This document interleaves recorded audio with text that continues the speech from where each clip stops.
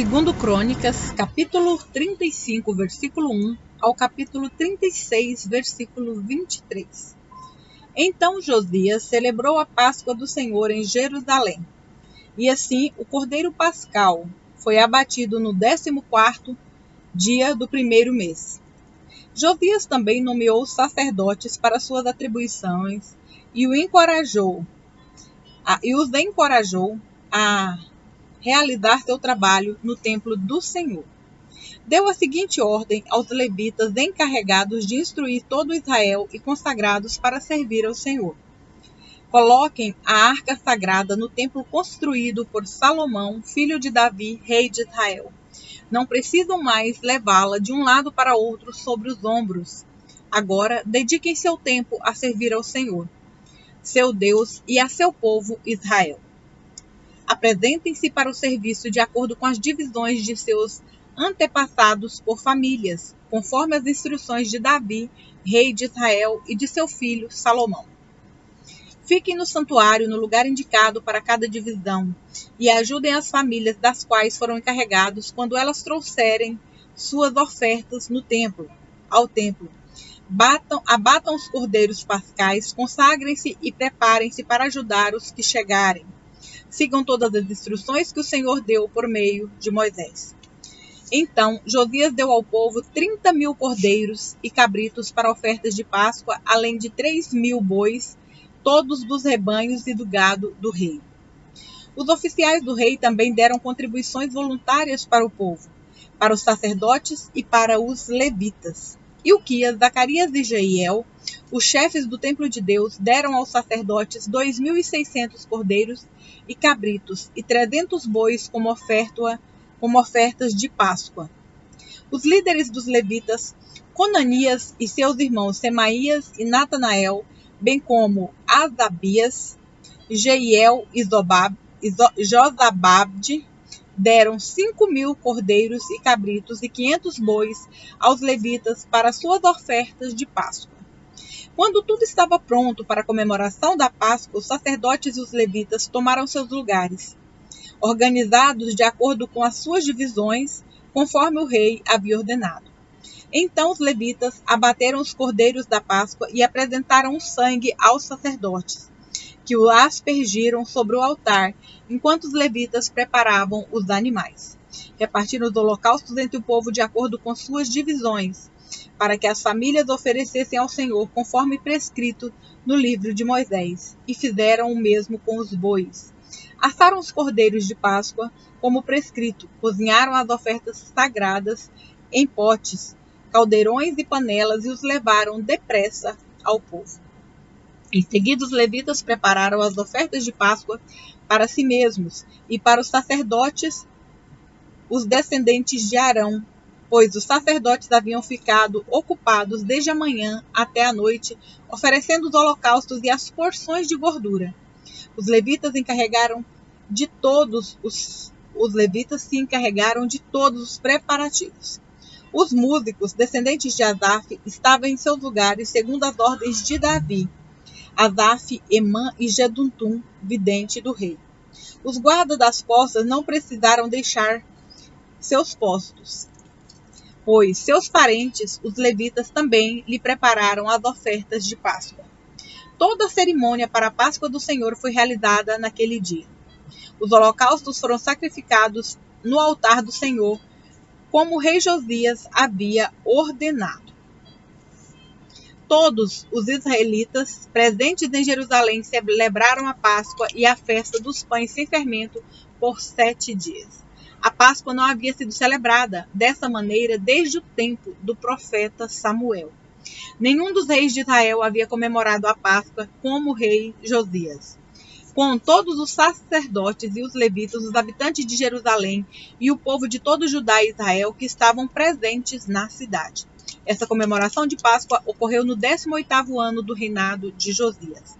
Depois que Josias terminou de restaurar o templo, Neco, rei do Egito, levou seu exército para Carquemes, junto ao rio Eufrates, e Josias e seu exército saíram para lutar contra ele. O rei Neco, porém, enviou mensageiros a Josias para lhe dizer: O que quer comigo, rei de Judá? Hoje não tenho nada contra você.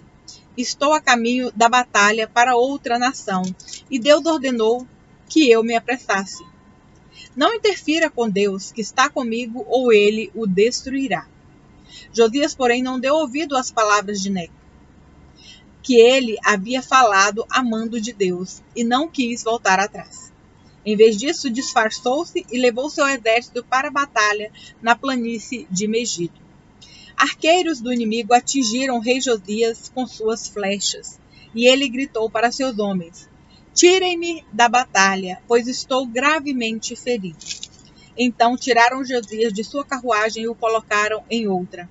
Levaram-no de volta para Jerusalém, onde morreu e foi sepultado no cemitério dos reis. Todo Judá e Jerusalém lamentaram por ele. O profeta Jeremias compôs cânticos fúnebres em homenagem a Josias. E até hoje, os cantores e cantoras ainda entoam esses lamentos sobre sua morte. Eles se tornaram uma tradição e estão registrados no livro das Lamentações. Os demais acontecimentos do reinado de Josias e seus atos de devoção, realizados de acordo com a lei do Senhor, do início ao fim, estão registrados no livro dos reis de Israel e de Judá. O povo da terra proclamou Jeoacás, filho de Josias, como seu sucessor em Jerusalém. Jeoacás tinha 23 anos quando começou a reinar e reinou em Jerusalém por 3 meses. Foi deposto pelo rei do Egito, que exigiu de Judá o pagamento de 3.500 quilos de prata e 35 quilos de ouro como tributo. O rei do Egito nomeou Eliaquim, irmão de Jeoacás, rei sobre Judá e sobre Jerusalém, e mudou o nome dele para Jeoaquim. Depois, Neco levou Jeoacás para o Egito como prisioneiro. Jeoaquim tinha 25 anos quando começou a reinar e reinou em Jerusalém por 11 anos. Fez o que era mau aos olhos do Senhor, seu Deus.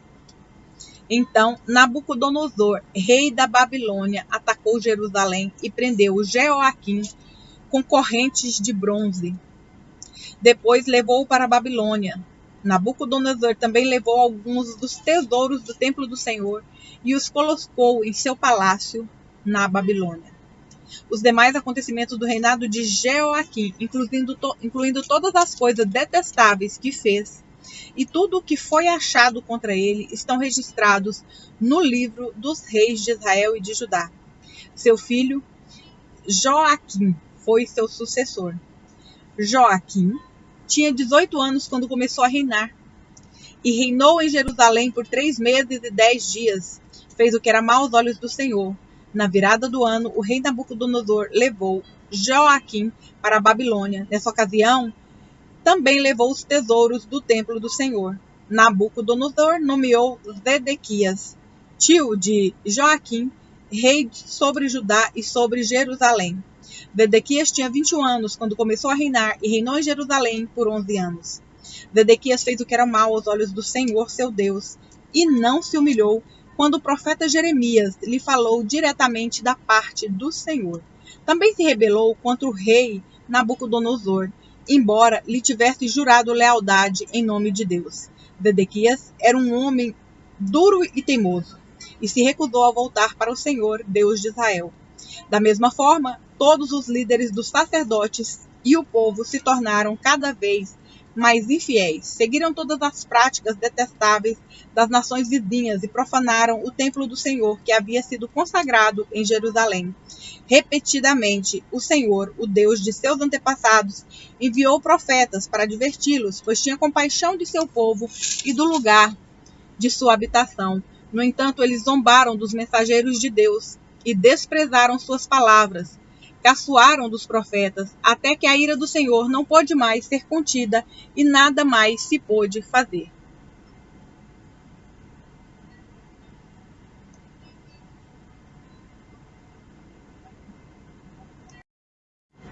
Então o Senhor trouxe o rei da Babilônia contra eles.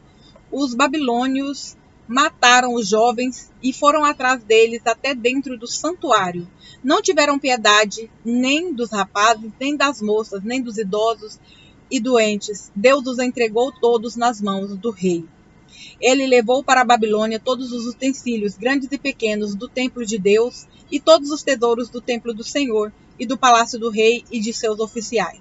Seu exército queimou o templo de Deus, derrubou os muros de Jerusalém, queimou todos os palácios e destruiu tudo o que era de valor. Os poucos habitantes que sobreviveram foram levados para o exílio na Babilônia e se tornaram servos do rei e de seus filhos, até que o reino da Pérsia conquistou o poder. Cumpriu-se desse modo a mensagem do Senhor transmitida por Jeremias.